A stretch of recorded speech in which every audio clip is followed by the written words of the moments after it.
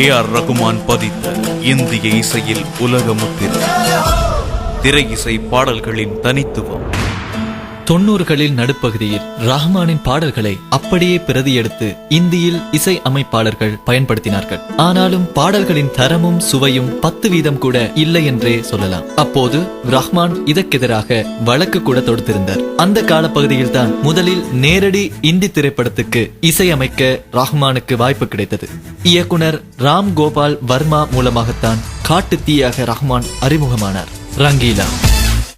கம்பன் சொல்லி கவிதை முழுதும் பாடி காட்டுவேன், கட்டை விரலில் காளிதாசன் எழுதி காட்டுவேன். காதலே என்ன செய்தாயோ, என் கண்களில் புகுந்து கொண்டாயோ. தனியே தனியே மண்ணில் என்னாலும் ஜீவிதம் இல்லையே.